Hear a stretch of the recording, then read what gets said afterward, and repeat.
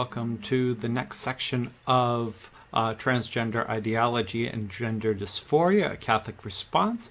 I'm moving into the second part of Chapter 2, which is sections 2.2 and 2.3, since 2.2 and 2.3 are both fairly short. They might be chapters that you enjoy reading if you're looking for specific knowledge, right? Specific data rather than philosophy. So I'm not going to read a long list of data, so I will summarize it here in this section. If anybody wants to follow along, you can get yourself a copy of the book, or you can just listen to this as a standalone lecture if you're interested in this information on gender dysphoria and sex reassignment surgery, sometimes called SRS, which is what's above my head. Okay, to understand gender dysphoria, you have to understand the topic transgender. Transgender is really, let's see if I can move this, there we go. Transgender is really an umbrella. It's an umbrella term that could mean many different things to many different people. It's one of the challenges for trying to create legislation or public policies to create some type of transgender rights or transgender policies, because the term transgender could be very different from one person to the next. So some of these things, well, two of them that I'll go into specifically, you can probably find even more, are sub-umbrellas. Gender dysphoria, and then there's also a sexual liberation movement. And now this might upset some people because part of the transgender umbrella is to hold it all together. Some people try to hold it all together under this theory of maximals. Janice Raymond talks about this a bit in the transsexual empire. You know, there's a political advantage of holding it all together as one unit, although not everybody under this umbrella of transgender really wants to be included with every other person included in this ideology, because transgender itself is an ideology. It's really, you know, there's no diagnosable condition of transgender. That's not a condition. It's an umbrella term perspective. So some people who fall under this have gender dysphoria, which is a diagnosable disorder. It's laid out in the DSM. Used to be gender identity disorder, right? It had other names in the past. Even transsexual would have been a term. And transvestite is the term before that. But there's the medical branch of this, right? This is the gender dysphoria part. And then there's also the sexual liberation part. And the sexual liberation part, there could be hundreds of subcategories under sexual liberation, and I won't put all of them down, but there's a certain amount of gender bending under sexual liberation movement, part of the transgender movement. You know, you'll see this more with somebody who has makeup on and a beard, or makeup on and a glitter beard, for example, right? This is playing with gender. It's gender expansiveness. It's people who don't want to be limited under a binary, maybe for whatever, you know, social or political ideology. It's this idea that the traditional way has repressed us. You know, it's forced masculinity into submission. It has pushed femininity into submission. We need to express, you know, whether you're a man or a woman, you need to express, you know, femininity and masculinity in a variety of ways, and to really play with gender. This is part of sexual liberation, right? This is not a new something starting new. This is going back to the sexual liberation movement. We've gone through first wave feminism, second wave. We are now in fourth wave feminism, and some of this is a deconstruction of sex and gender itself. And many people who fall under this category kind of academically, philosophically, they identify themselves as transgender. This isn't to say they're not transgender, right? They are transgender under the definition of transgender. They are crossing gender lines. And again, there can be political motivation to be anti-patriarchal. It could be pro-feminist. It could be anti-masculine. It can be all types of things. I think also within this possibility is this philosophy of desire. Now, desire could also be under the gender dysphoria part. But I think once you have accepted the notion that sex can be deconstructed, that sex and gender become social constructions, and you want to break out of these social constructions, there could be the desire that, maybe being the opposite would make me happy, or being non-gender, agender could make me happy. There's a lot of unhappiness in the world, so the thought that something could fulfill that emptiness within me, and once you've accepted this idea that gender is not a static thing, sex is not a static thing, the next logical step is, well, then why not just change to what you think will make you happy, right? This can be under desire too, but it's really rooted in a sexual liberation ideology or mindset. Under gender dysphoria, moving on to the other umbrella on the left, this is also a smaller, but still an umbrella term. This is people who are dealing with some type of incongruence, and we'll get into this with the next slide in the DSM. But there's some type of discongruence within oneself, right? There's this tension within oneself. There's an anxiety. There's an unhappiness within oneself, feeling that that they would be happier as the opposite sex. Now, this is different than sexual liberation, where some people may actually just choose this. This is an actual anxiety. That's why it's under the DSM. There's a disordered element to this that leads to unhappiness. Nobody would want to be unhappy, right? So where somebody might choose to be gender bending, nobody is choosing to be dysphoric. So there is a difference between these two umbrellas.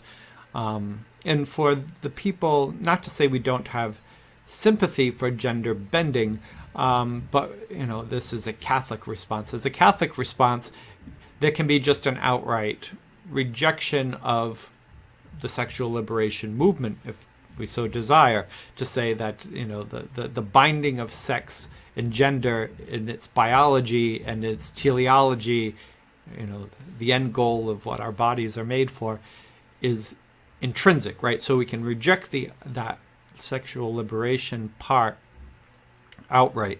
And in some ways, the church being separate from other parts of society, they don't have to accommodate at all, right? You don't have to accommodate a different ideology, specifically an ideology that's contrary to the own Catholic sense of realism. Gender dysphoria, I think, is the part that we get very nervous about, because if a person is suffering from some type of anxiety, stress, depression, mental condition, biological condition, health condition, this is different, right? This is not something somebody is choosing. Therefore, the response of a Catholic would have to be compassion, right? It's not a philosophical difference. It's a matter of dealing with compassion. You wouldn't treat somebody with cancer or diabetes with rejection, right? We wouldn't reject people who are unhealthy. So there's a different approach. But under this are different types of gender dysphoria. There is the argument of an intersex brain of some kind. So that is kind of, whether it's meant literally or not is up for debate, but a person is trapped in the wrong body, right? That's a bit of the mindset, that the brain, it might be feminized, but the body is masculine, or the mind is masculine, the body is feminine, right? And this could happen through maybe some type of neurodevelopmental process in the differentiation of sex from a psychological sex, and we talked about that kind of the framing of it last time in section 2.1. The other type is mental illness, which you can't disregard entirely, right? There are some people who claim to be gender dysphoric, but they are mentally ill in other ways, right? If a person is also schizophrenic, or they deal with a number of other psychological disorders, some of them also are claimed to be transgender. Now, these people often can be the most visible, right? Because this is that stereotypical, trucker in a dress, right? The man wearing a wig and really poor makeup who's preying on women, who's a sexual offender, right? These are, you can't say they don't exist. They do exist, and they are highly visible. They do not represent the majority of transgender people, right? So, but they do exist, and they are dealing with a real mental health issue, and that is a type of dysphoria, right? They might be authentically gender dysphoric, but they might not be having the same type of intersex brain thing that other people are arguing, because those other people aren't necessarily sexual predators, or as dealing with the other mental health conditions. So that's in there, and I don't want to overemphasize it or underemphasize it, but it exists. The other one is general dysphoria, and I think this one perhaps is not talked about enough. The average teenager is rated in Psychology Today back 10 years ago, did a study, and that came out that said the average teenager today has the same levels of stress and anxiety as mental patients who were hospitalized in the 1950s. There is a lot of stress in this society, right? We have Instagram dysphoria, dysmorphia, where people, especially young girls, feeling that they don't match the ideals of society. They're not pretty enough, they're not popular enough, they're not good enough. To some degree, that also affects young men. Youth are overwhelmingly dysphoric, right? They're overwhelmingly anxious. This is just part of the modern society, but this even applies to adults, right? We have people with alcohol problems, which we haven't seen since right before Prohibition, right? Drinking is very big, particularly now with the pandemic, and after the pandemic, we've kind of accepted excessive amounts of drinking, drugs, the opiate crisis. We have a meth crisis. We have a lot of stress crises, and a lot of it has to do with people looking for happiness, looking for some sense of purpose, meaning. What is this all about? I don't think that there's necessarily a big. I don't think that there's a necessarily.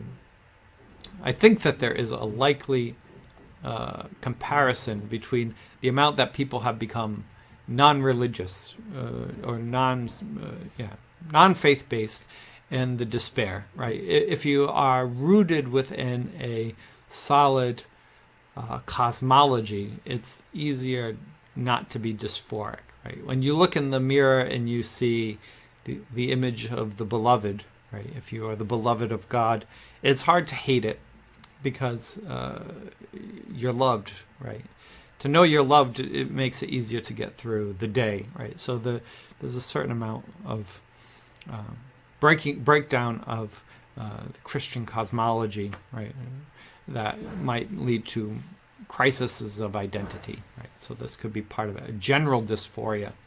This again isn't saying that people who are dealing with general dysphoria, including gender dysphoria as part of their general dysphoria, aren't really transgender, or they're not real, or they're faking it. It's not saying any of that, but it would be saying there would be a difference between somebody who is dysphoric about life in general and somebody who might be having some type of neurodevelopmental issue, right? And we'll get into the science of the neurodevelopmental claims later on in chapter 7, but just raising it here. Now the question is, well, then what is gender dysphoria, right? If we're saying, from a Catholic perspective, the ideology part, we'll leave that to the ideology. People are generally mentally ill, okay, or people with general dysphoria. How do we really understand it?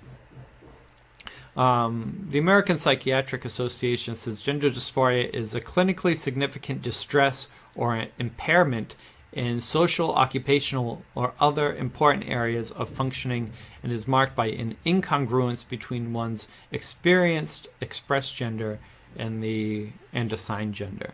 So it's a marked incongruence, right? Some type of distress and impairment. Therefore, you would not want to be gender dysphoric. This isn't something you could choose. Now, there are people who, there is a claim that not all transgender people are gender dysphoric. That would be true, right? If you were part of the gender bender crowd, you could choose to be transgender and there's none of this incongruence, there's none of this distress, there's none of this impairment, right? There's none of the negative aspects of it. Now, are there people who are gender dysphoric who are not transgender? Technically, yes, right? Technically, it's possible, right? So the example I could think of would be like a youthful person. Maybe you are gender non-conforming. You are a girl that likes to climb trees and play baseball and hang out with the guys. In your teenage years, you might start to think, I don't feel like other girls. I don't feel like a girl. You might be experiencing some type of gender dysphoria in that, right? Some type of distress, some type of impairment. And you might not feel like your experienced gender is aligned with what other people think their gender is. Well, that could be gender dysphoria, and the person's not transgender, right? So, because this is a person who they fit the criteria of gender dysphoria, but they're not really engaging in any type of the ideology, right? Because again, I kind of see transgender itself as an ideology. They're really not engaging in the ideology, although it's still kind of under that umbrella. The DSM-5 determines that gender dysphoria is marked, again, by an incongruence, but everything else is a strong desire. It's a strong desire to be of the other sex, right, or the other gender. This is an interesting issue because all of this being strong desire, there are many desires in the world. Now, coming again at this from a Catholic perspective rather than a secular perspective, even from a philosophical perspective, if you wanted to. If you come at it from a philosophical perspective, desires are things that are important. We recognize desire, right? The Stoics reject desire entirely. An Aristotelian or a Thomist, a Catholic, we don't reject desires entirely, but we hold the idea that we hold our desires to the light of reason, right? There's many things we desire in the world.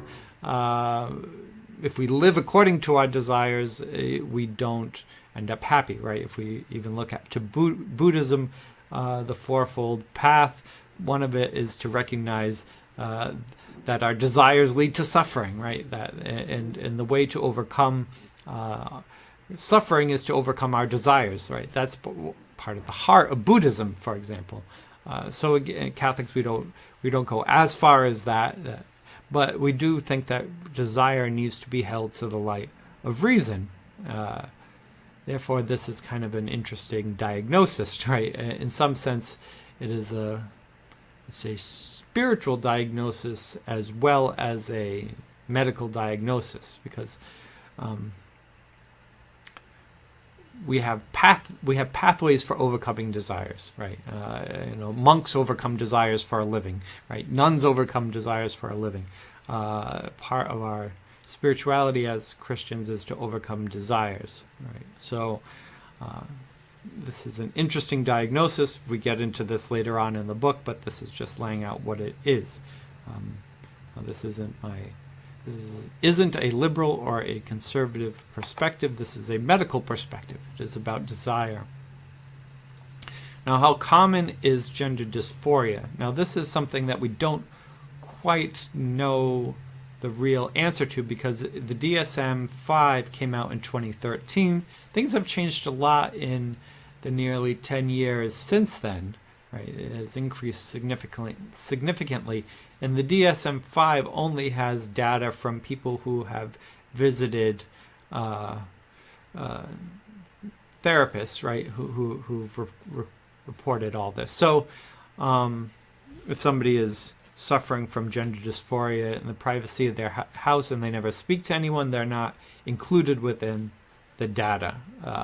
So these are just diagnosed people with gender dysphoria. Well, as of 2013, between 0.005 and 0.014% of males and 0.002 and 0.003% of adult females experience gender dysphoria, again, according to the American Psychiatric Association. These are very low numbers, right? These are very low numbers. Now, we can look to, well, how many people are transgender? And now this study from the Williams Institute of UCLA came out in 2016, so it's 3 years newer, but 0.6% of the population identify as transgender. Again, transgender and gender dysphoric are not the same thing, right? Anyone could identify as transgender. Gender dysphoria is diagnosed by a medical professional, so there is a difference. But you can see far, far more people identify as transgender than as gender dysphoric, than are diagnosed gender dysphoric. There are as many as 2 million or 1.8 million Americans who claim to be transgender. I believe the rate for youth, 12 to 17, is 0.7%. So there's more youth who identify as transgender than older people. The older you get, usually the less people identify as transgender. The younger, the more they identify as transgender. So it does seem to be, transgender itself seems to aim more towards the youth than to the elderly, whereas gender dysphoria is evenly spread throughout every age group, right? So, because it's a health condition, right? Gender dysphoria is a health condition. It's more likely to be evenly distributed, not something you grow out of, usually. Now, moving on to section 2.3, which is sex reassignment surgery. You can go into great detail into this if you want. I'm not going to go into great detail. Just in summary, if somebody were to go from M to F, male to female, assigned male at birth, identify as female, usually what they would do would be to go on to hormone blockers. So you would be blocking your testosterone. After you've blocked your testosterone, you might replace those hormones with estrogen. You start taking estrogen. And you probably start to feminize, right? Your body will feminize a bit more. This gives you some time, within a year, or it could be longer. It shouldn't be much less, but sometimes it is. A person might decide to go on for surgery. If they decide to go on for surgery, they often stop their hormone replacements and kind of go back to their natural biology, their natural hormone levels, so that they can take the surgery without all of the complications of the hormones. If they were to have bottom surgery, as they call it, keep it as PG as possible, just removing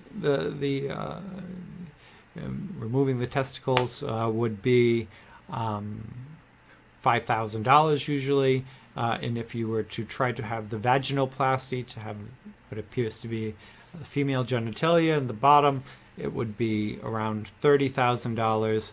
And if you were to have breast enhancements, that could be anything, right?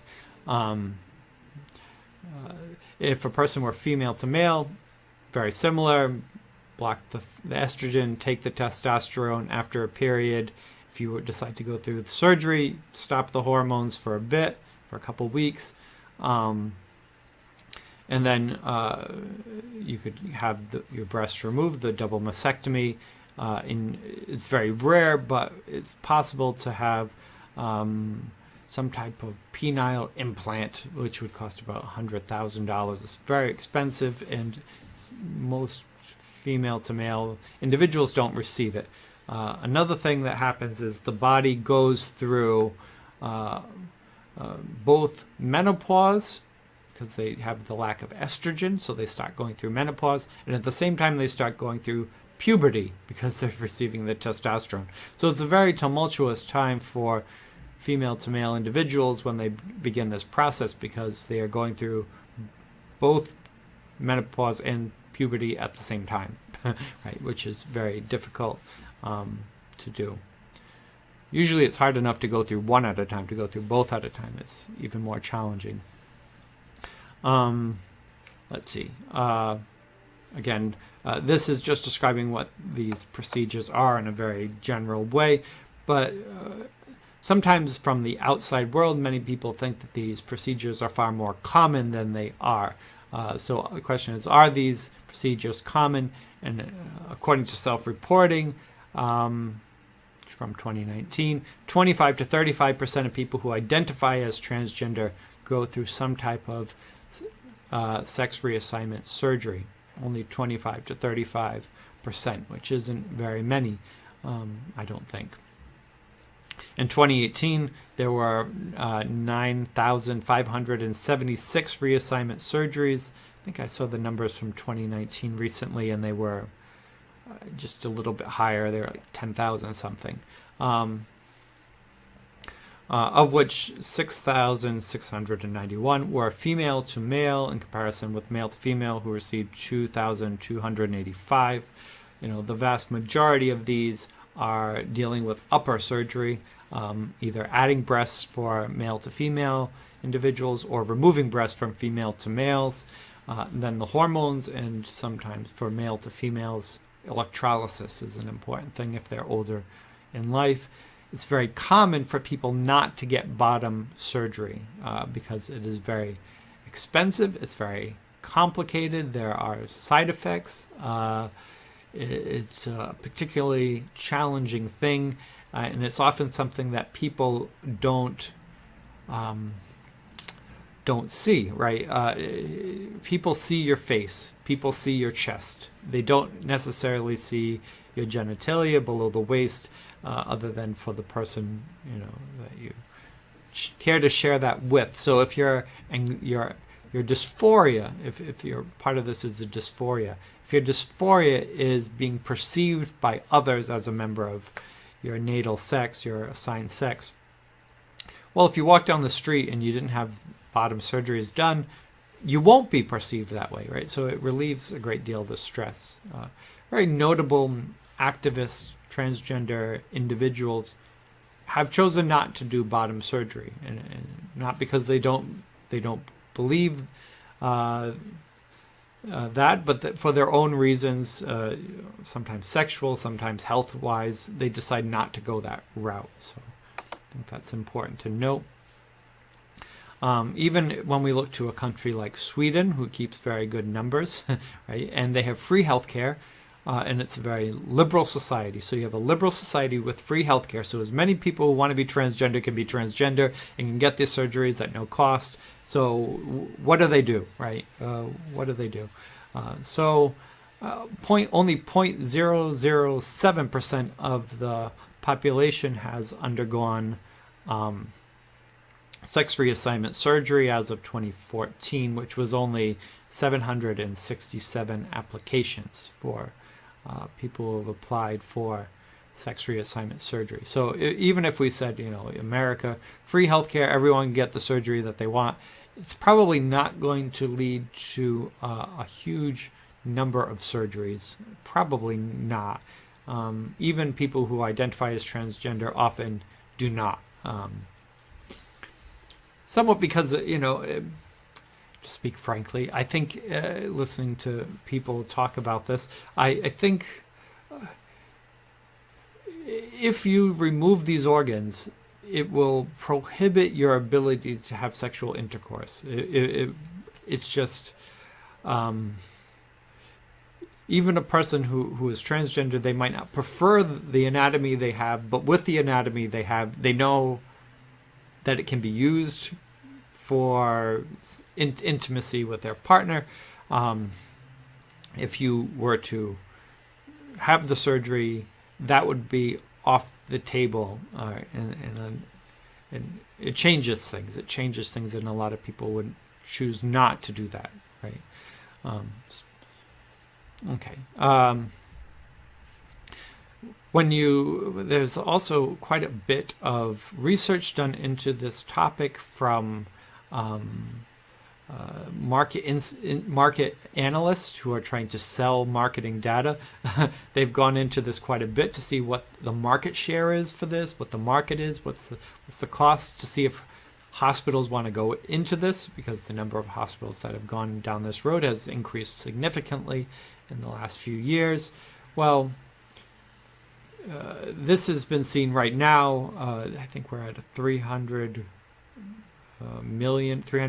million industry right now, sexual reassignment surgeries within America. Globally, by 2026 is projected to be a $1.5 billion industry, the sex reassignment industry, which is pretty big. There's a lot of money in it. Well, you can see why hospitals are going into that route. There's money to be made in it.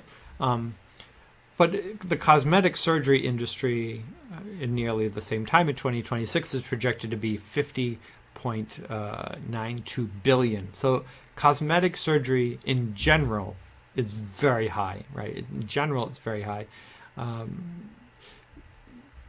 Sex reassignment surgery is a very small part of a very big industry. If we look at just to 2018 within the United States alone, there were 313,735 breast enhancements for women and 10,246 vaginal rejuvenations, right?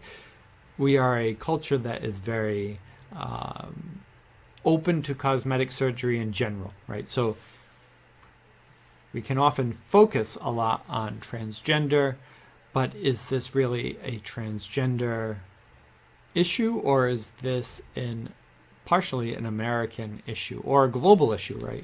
If the industry is quite big, right? $50.92 billion a year. Globally, we're not talking about a small amount of people getting cosmetic surgery. You can kind of picture,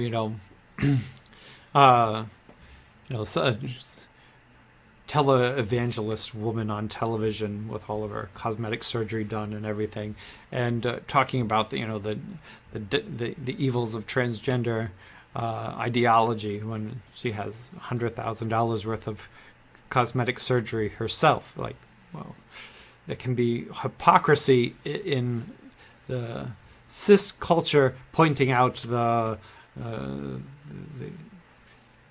sex reassignment surgery issues, right? There can be hypocrisy there, right? Yeah. So 304.8 million is where we are now. The projections for 2027 within the United States alone is $781.8 million worth of sales within the cosmetic surgery industry, right? So it's quite an industry. A lot of money per year to be made. So is cosmetic surgery evil, right? The general gist of it. Well, the first pope to talk about it was Pius XII, and he was speaking to surgeons who said, you're returning many faces of the children of God whom misfortune has refused them the gift to reflect their beauty, regain their lost smiles by your science and your art. Right, so Pius XII is really talking about people who've been disfigured in some way, maybe through war, through birth defects. And he's speaking to plastic surgeons saying, it's wonderful that you do. So plastic surgery itself is not an evil, probably, according to Pius XII. John Paul II said something very similar. It's a noble mission, and it unites the body with the human psyche, right? This is a true art, a noble mission, and it is a service to the harmonic composition and the good functioning of the various parts of the body. So again, if the surgery is aligning the body with the psyche, it is a good thing. Now this is a bit of a slippery slope now, isn't it? Because the question becomes, if you have heart surgery, right? The organ of the heart is damaged. Can you have surgery to fix the heart? Well, of course, right? To have a good functioning heart. When it's to align the body with the psyche, that becomes a complicated one, right? If a woman were to have breast cancer and have one breast removed, so now she has one breast, only one breast, to have a breast enhancement on the opposite side to return the balance to her form for psychic easing, I think most of us would say, well, that perfectly makes sense, right? It returns her to what she was before the cancer, before the evil of the cancer, to the best of the ability. If it gives her some peace of mind, that would be perfectly fine, right? If somebody has been disfigured by some surgery or war, or something like that, I think we agree. If you can return the person to their original state, that would make sense. Now, to enhance a person for psychic easing, that's when it gets difficult. If you say, well, I just would look better if I had bigger breast or less fat or liposuction or more of this and less than that, right? This becomes a slippery slope, right? How do we really determine what is psychic easing? And under the topic of psychic easing fits the transgender issue, right? You're having this transgender surgeries, the sexual reassignment surgeries, in order to have some type of psychic easing. If it's to align the body with the mind, right, psychic easing, it would be okay. If it's to create a fantasy, right, giant breast or Donatella Versace or the Michael Jackson face, right, if it's some type of imagination, then it's not. So this becomes a distinction, right? This becomes a difficult distinction. And the Catechism adds its own point into this, which is we shouldn't do anything that idolizes the physical perfection, right?